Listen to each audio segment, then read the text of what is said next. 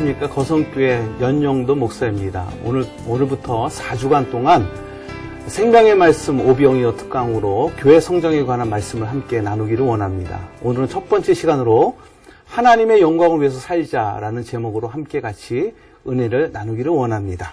네. 자, 우리 옆에 분하고 한번 인사합시다. 우리 행복하십시오. 이렇게 말씀드립니다.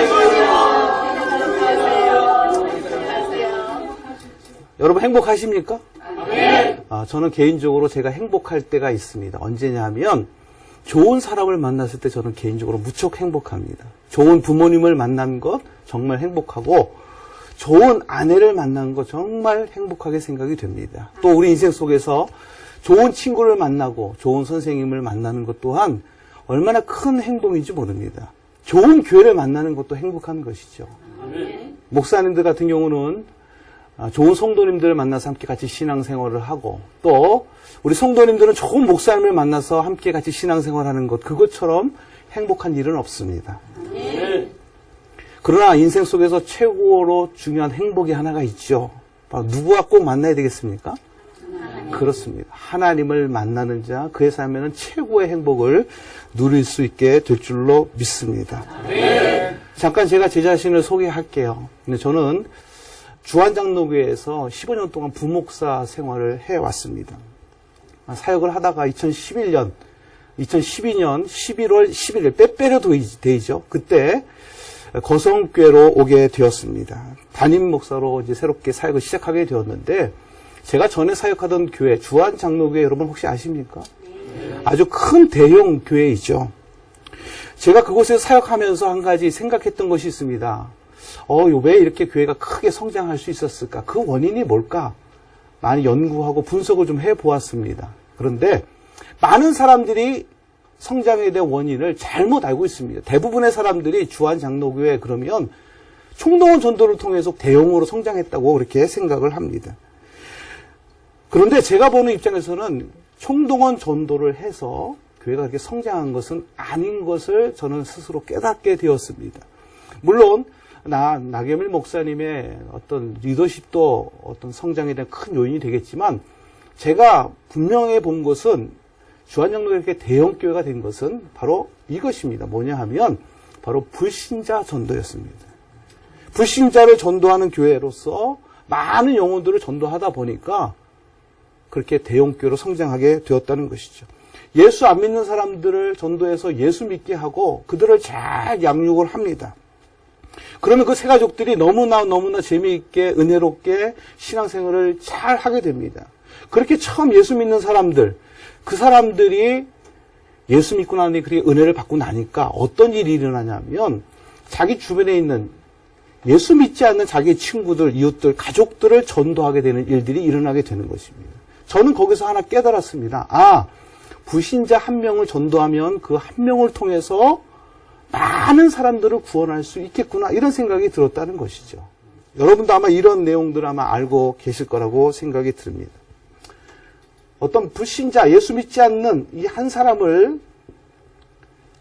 전도를 해서 하나님의 말씀으로 양육하고 그가 은혜 받게 교회가 잘 양육을 할 수 있다면 이 한 사람을 통해서 예수 믿지 않는 또 다른 불신자들이 5명 정도 이 사람을 통해서 구원받는 일이 일어납니다. 그런데 교회가 이 5명을 이 불신자 한 사람을 양육했던 것처럼 똑같이 이 5사람에게도 똑같이 하나님의 말씀으로 양육하고 그들을 은혜로운 삶을 살아갈 수 있도록 신앙생활을 잘 도우면 이 사람들도 이 사람과 똑같이 이 사람이 5명의 또한 불신자들을 전도하는 이런 일들이 일어나게 되죠. 이 사람도 5명, 이 사람도 5명 이렇게 되는 것입니다. 한 사람을 통해서 5명이 전도되었지만 이 5명의 불신자가 또 똑같이 새롭게 양육이 되고 변화받으면 이 사람들을 통해서 5명씩이라는 또 새로운 불신자가 나타나게 됩니다. 그럼 몇 명이죠 이게? 25명입니다. 이 25명을 또 똑같은 방식으로 이 불신자가 변화되고 하나님의 은혜를 경험한 것을 똑같이 교육하고 양육을 하면 이 25명도 똑같이 마찬가지로 자기 주변에 믿지 않는 5명들을 하게 됩니다. 그러면은 처음에는 한 사람으로 시작했지만 시간이 지나면서 5명, 25명, 100명이 넘는 이런 일들이 일어나게 되는 것이죠. 제가 섬기는 거성교회 올해 이렇게 제가 조사를 해보니까 약 80명의 새가족이 올해 등록을 했습니다. 예, 별로 놀라시지 않을 줄 알았습니다. 약 한 80명이 교회 등록을 했는데 현재는 한 60여 명이 교회에 출석하고 신앙생활을 하고 있습니다. 이분들이 은혜를 받으니까 어떤 일이 일어나냐면 가깝게는 자기 가족부터 전도를 하게 됩니다. 실제로 어떤 한 분은 처음 교회 와서 예수 처음 믿었는데 본인이 너무 좋으니까 가족들을 처음에는 자녀들을 데리고 오고 얼마 전에는 또 남편까지 모시고 와서 함께 같이 온 가족이 예배 드리는 그런 모습을 보게 되었습니다. 어떤 분은 평생을 불교를 다니셨던 분인데 이분이 예수 믿고 변화되어져서 자기 주변에 있는 예수 믿지 않는 자기 같이 절에 다녔던 분들에게 가서 교회 다니자고 이렇게 전도를 해서 올해 들어서 세 분이나 그분이 전도하는 이런 역사가 일어나게 되었습니다. 제가 부산에 청빙받아서 내려오게 될 때에 많은 선배 목사님들이 그렇게 말씀을 하셨습니다. 제가 부산에 갑니다 했더니 그 부산 힘든 데인데 미신도 많고 우상숭배도 많고 거기 불교 믿는 사람도 많고 교회 다니는 사람 별로 없는데 목회하기 힘들 거야 이렇게 말씀을 하셨습니다. 제가 듣기로는 부산 시민의 약 한 6에서 8% 정도가 예수 믿는다고 합니다. 나머지는 다 예수를 믿지 않는다고 합니다. 그러니까 10명 중에 1명도 예수 믿는 사람이 없다. 부산 시내에 그렇다는 것이죠. 저는 이제 그런 얘기를 들을 때 이 이야기가 떠올랐습니다. 뭔 얘기냐면 어떤 사람이 아프리카에 가서 신발을 판매하는 이 사업을 하기를 마음에 소원을 가지고 있었습니다. 그랬더니 옆에서 뭐라 그러냐면 야, 아프리카 사람들은 신발도 신지 않는데 그 장사가 되겠냐? 이렇게 사람들이 옆에서 얘기했다는 것이죠. 그때에 그 사업하는 사람이 뭐라 그러냐면 잘 됐네. 사람들이 신발을 신지 않으니까 신발 팔 사람들이 많이 있겠네. 오히려 그렇게 얘기를 하고 그 사업을 시작했다고 합니다. 어떻게 생각하느냐에 따라서 우리의 상황이 많이 달라질 수 있습니다. 저는 오늘 이 시간을 통해서 우리 많은 교회들이 좀 전도를 잘 하고 많은 새로운 새가족들을 잘 양육해서 앞으로 우리 부산에 예수 믿는 사람들이 좀 더 많아지는 10%가 아니라 20%, 30% 부산 성시화를 이루는 데에 우리가 함께 달려나갈 수 있는 그런 귀한 시간이 될 수 있기를 간절히 소망해 봅니다. 네. 대부분이 이렇게 얘기합니다. 여러분 한번 생각해 보십시오. 여러분 신앙생활하는 목적이 무엇입니까? 라고 질문을 드리면 뭐라고 머릿속에 막 생각이 드시죠? 뭐라고 생각이 되십니까? 대다수의 분들이 이렇게 대답을 할 것입니다. 하나님의 영광을 위해서 사는 것. 하나님의 영광을 위해서 산다고 그렇게 많은 사람들이 말씀을 합니다. 그렇습니다. 우리가 이 땅을 사는 것은 하나님의 영광을 위해서 살아가는 것이죠. 우리가 하나님의 뜻을 이루고 하나님을 기쁘시게 하는 것, 이것이 바로 우리 신앙생활의 가장 중요한 목적 중에 하나라고 말씀드릴 수 있습니다. 그런데 많은 성도님들이 하나님의 영광을 위해서 사는 것이 어떤 것이냐라고 했을 때에 잘 모르는 경우가 있는 것 같습니다. 하나님의 영광을 위해서 사는 것에 대해서 성경이 말하고 있는 부분들이 있는데 여러분도 아마 잘 아실 것입니다. 고린도전서 10장 31절 사도 바울이 고백한 내용인데 이렇습니다. 그런즉 너희가 먹든지 마시든지 무엇을 하든지 어떻게 하라고요? 다 하나님의 영광을 위하여 하라. 하나님의 영광을 위해서 산다고 할 때 그것이 구체적으로 어떤 것인지 사도 바울은 크게 4가지로 설명을 합니다. 첫 번째가 무엇이냐 하면 유대인에게나 헬라인에게나 하나님의 교회나 거치는 자가 되지 말아라. 거치는 자가 되지 않는 것, 그것이 하나님의 영광을 위해서 사는 거라고 말씀을 합니다. 거치는 자, 그건 쉽게 말하면 이런 뜻입니다. 걸림돌이 되지 말고 방해가 되지 말라. 즉, 더 쉽게 말하면 하나님의 이름을 욕되게 하지 말라. 이런 의미가 있습니다. 요즘 한 가지 안타까운 게 하나 있습니다. 뭐냐 하면 기독교에 대한 신뢰도가 자꾸 떨어지고 있는 보도를 보면서 마음이 너무나 아픕니다. 조사할 때마다 점점점 신뢰도가 추락하는 모습을 보게 되고 더 심각한 것은 젊은 세대들이 기독교에 대해서 신뢰감을 더 갖지 못한다는 조사 결과를 보게 됩니다. 신뢰도가 떨어지는 이유가 무엇이겠습니까? 우리 예수 믿는 사람들이, 그리스도인들이 그들에게, 세상 사람들에게 좋은 모습을 보여주지 못하기 때문에 그렇습니다. 제가 한 번은 서울에 살 때에 지방에 내려가기 위해서 고속버스 터미널에 간 적이 있습니다. 집에서 나와서 이제 지하철을 타고 고속버스 터미널로 가는데, 마침 지하철을 타니까 그때에 제 앞에 한 여자 스님이 앉아 계셨습니다. 그런데 조금 있다가 지하철 다른 칸에서 어떤 한 분이 이렇게 딱 들어오시는데 보니까 전도하는 사람이셨어요. 손에 피켓을 들고 몸에는 띠를 두르고 예수 천당 불신지요 이런 띠를 두르고 그 지하철 통로를 지나가면서 사람들에게 외치는 것입니다. 예수 천당 불신 지옥, 예수 안 믿으면 지옥 갑니다. 예수 믿으세요. 이렇게 얘기를 하는 것입니다. 그런데 그 전도하시던 분이 마침 제 앞에 앉아있는 그 여자 스님을 보게 된 거죠. 저는 좀 상당히 걱정이 됐습니다. 아니나 다를까 이 전도하시던 분이 지나가다가 그 여자 스님을 보면서 그 앞에 서가지고 그 십자가를 앞에다 대고 이렇게 얘기하는 겁니다. 예수 안 믿으면 지옥 가! 그렇게 이야기를 하는 것이죠.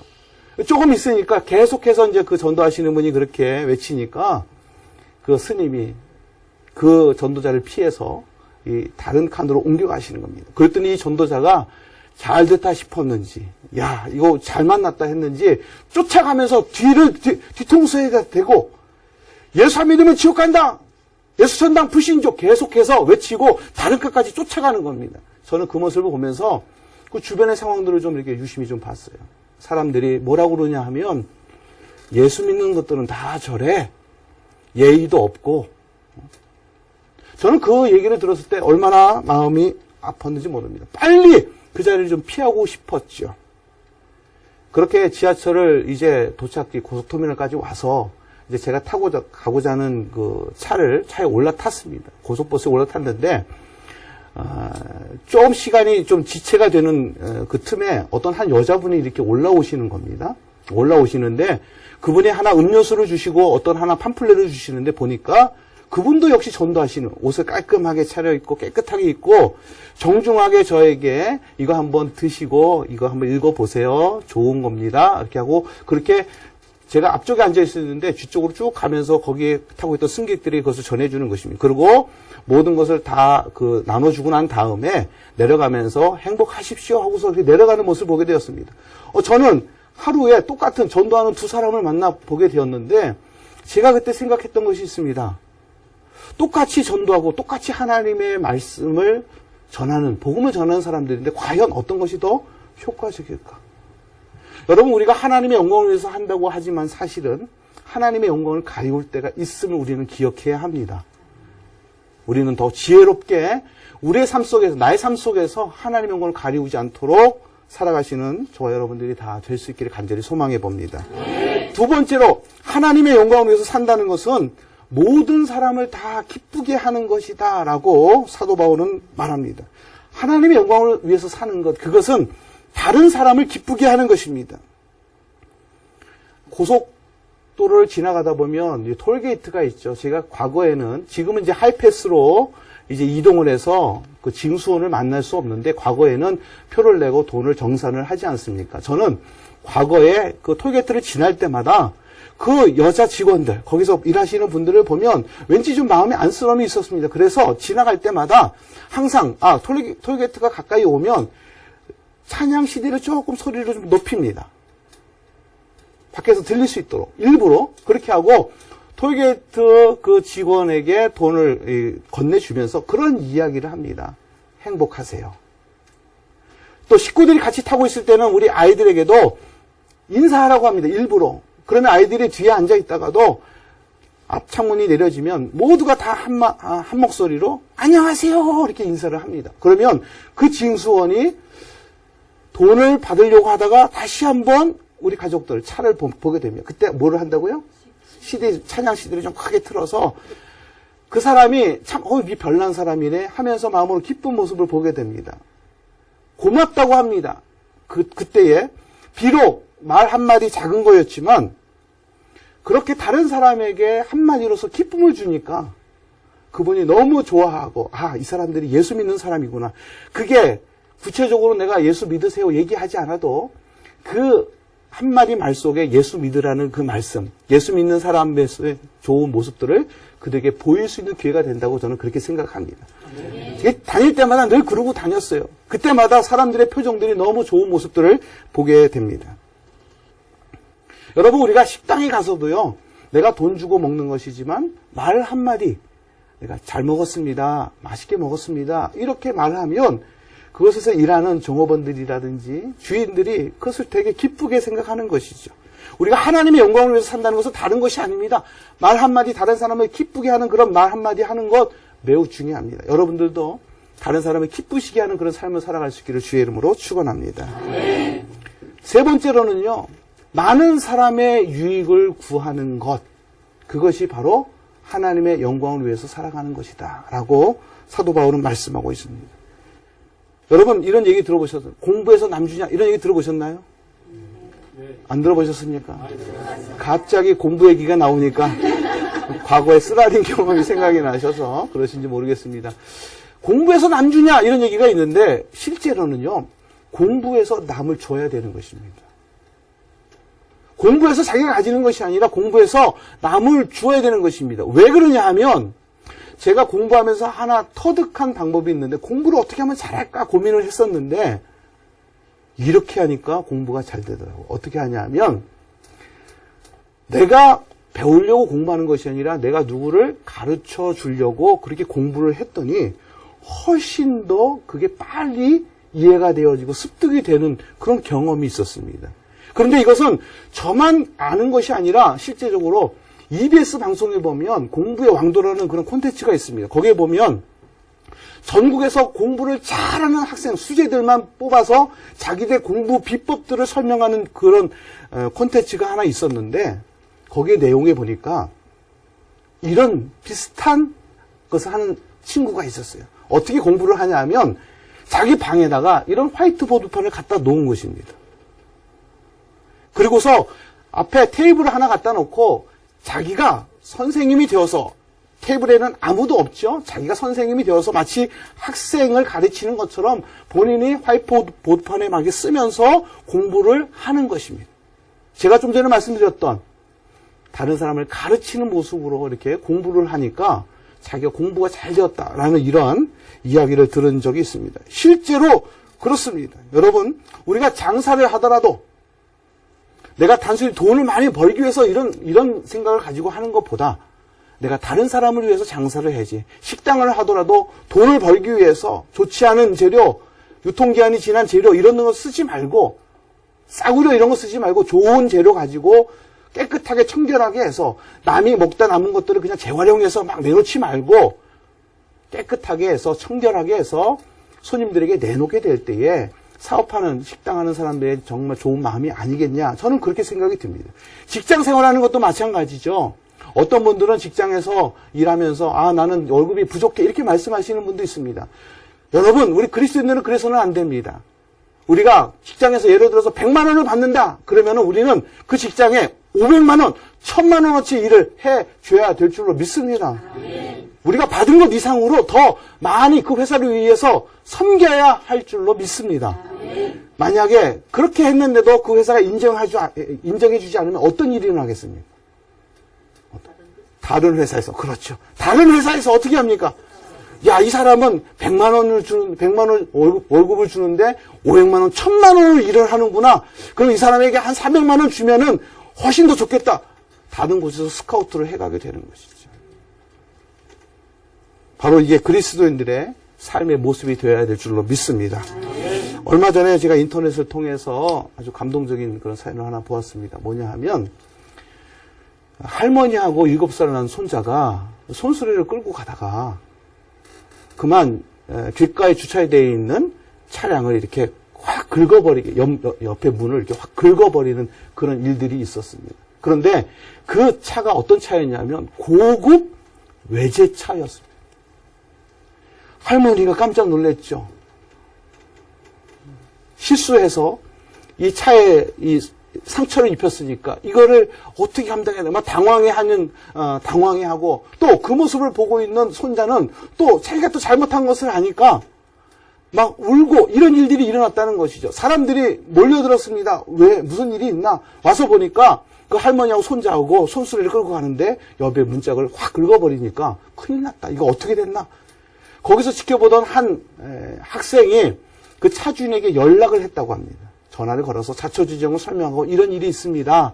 빨리 와보세요. 이렇게 전화를 했다고 합니다. 한 10분 정도 지나니까 그 차 주인 부부가 이렇게 나왔다고 하죠. 그런데 놀라운 일이 일어났습니다. 뭐냐 하면 와서 다짜고짜 화를 내고서 이거 빨리 물어내라고 이렇게 얘기하지 아니하고 오히려 그 할머니에게 정중히 인사하면서 죄송하다고. 이렇게 주차장에다 주차를 해놨어야 되는데 주차장에다 주차를 해놓지 않아서 이렇게 도로 통행에 방해를 끼쳐들여서 너무 죄송하다. 오히려 피해를 입힌 그 할머니에게 사죄를 하고 또 울고 있는 그 어린 7살 난 그 아이를 안고 다독이면서 울지 말라고 이렇게 했다는 것이죠. 옆에서 사람들이 그것을 지켜보면서 감동을 받았다는 것입니다. 야, 저 할머니 이제 큰일 났다. 저거 돈 많이 들어갈 텐데 그렇게 생각하고 있었는데 오히려 차 주인의 그 부부가 와가지고 할머니한테 죄송하다고 이렇게 하는 모습을 보면서 감동을 받았다고 합니다. 댓글을 보니까 이렇게 써놨어요. 뭐라고 써놨냐 하면 야, 참 감동이다. 존경스럽다. 야, 저 사람은 외제차를 탈 만한 정도의 자격을 가진 사람이다. 이렇게 이야기를 했다는 것이죠. 더 놀라운 것은 그 이야기를 전해드는 그 외제차 회사에서 그 차 주인에게 우리가 차를 무상으로 어떻게 해주겠다. 어떻게 이렇게 잘하세요?